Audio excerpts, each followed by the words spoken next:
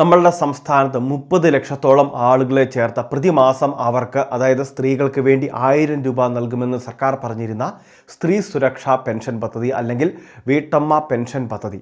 ഈ പദ്ധതി വഴി 1000 രൂപയാണ് പ്രതിമാസ ധനസഹായം ലഭിക്കുന്നത്. അതായത് 35 വയസ്സിനും അതോടൊപ്പം തന്നെ 60 വയസ്സിനും ഇടയിൽ പ്രായമുള്ള സ്ത്രീ ഗുണഭോക്താക്കൾക്കാണ് ഈ സഹായം ലഭിക്കുക. അപ്പോൾ ഈ പദ്ധതിയുടെ രജിസ്ട്രേഷൻ എല്ലാം നമ്മുടെ സംസ്ഥാനത്ത് നടന്നുകൊണ്ടിരിക്കുകയാണ്. ഇപ്പോൾ ഇതിൻ്റെ വിതരണവുമായി ബന്ധപ്പെട്ട കുറച്ച് അറിയിപ്പുകൾ വരികയാണ്. ഇതിൻ്റെ ആദ്യ ഗഡു 1000 രൂപയുടെ വിതരണം നടക്കുന്നത് ഫെബ്രുവരി മാസമായിരിക്കും.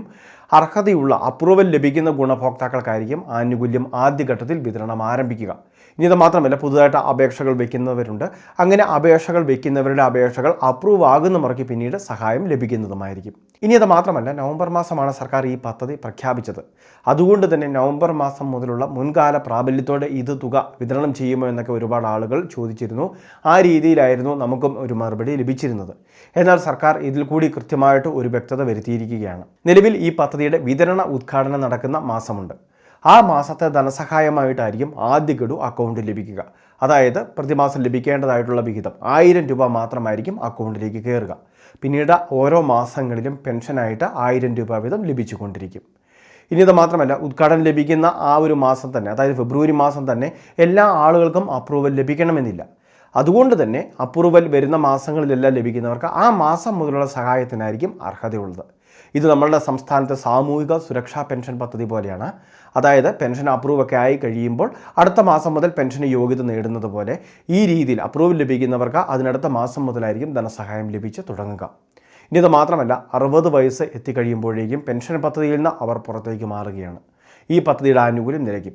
പിന്നീട് അവർക്ക് വാർദ്ധക്യകാല പെൻഷൻ സ്കീമിലേക്ക് പ്രത്യേകം അപേക്ഷകൾ നൽകി പ്രതിമാസം അതിനാവശ്യമായിട്ടുള്ള തുക, അതായത് അന്ന് പ്രതിമാസ പെൻഷൻ എത്രയാണോ ഇപ്പോൾ 2000 ലഭിക്കുന്നത്, ആ രീതിയിലുള്ള സഹായത്തിന് അർഹതയുണ്ടായിരിക്കുകയും ചെയ്യും. ഇനി ഈ അപേക്ഷകളിൽ എന്തെങ്കിലുമൊക്കെ തെറ്റുകൾ വന്നിട്ടുണ്ട് എങ്കിൽ പഞ്ചായത്തിൽ നിന്ന് തന്നെ അല്ലെങ്കിൽ ബന്ധപ്പെട്ട തദ്ദേശ സ്ഥാപനങ്ങളിൽ നിന്ന് തന്നെ റിട്ടേൺ ടു സിറ്റിസൺ എന്ന് പറയുന്ന ഒരു പ്രത്യേക സംവിധാനമുണ്ട്.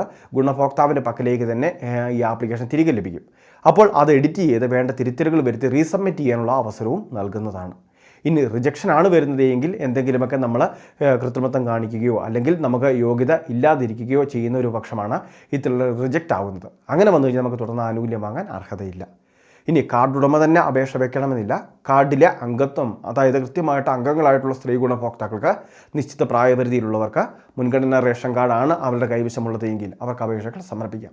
ഇനി ഒരുപാട് ആളുകൾ മുൻഗണനാ റേഷൻ കാർഡിന് അപേക്ഷ വെച്ച് കാത്തിരിക്കുന്നവരുണ്ട്. അപ്പോൾ ഇനി മുൻഗണനാ കാർഡൊക്കെ ലഭിക്കുന്ന വ്യക്തികൾക്ക് ആ ഒരു സമയത്ത് ഈ ഒരു പദ്ധതി ചേരാനുള്ള യോഗ്യതകളുണ്ട് എങ്കിൽ തീർച്ചയായിട്ടും അങ്ങനെയുള്ളവർക്കും ഇതിലേക്ക് രജിസ്റ്റർ ചെയ്യാം.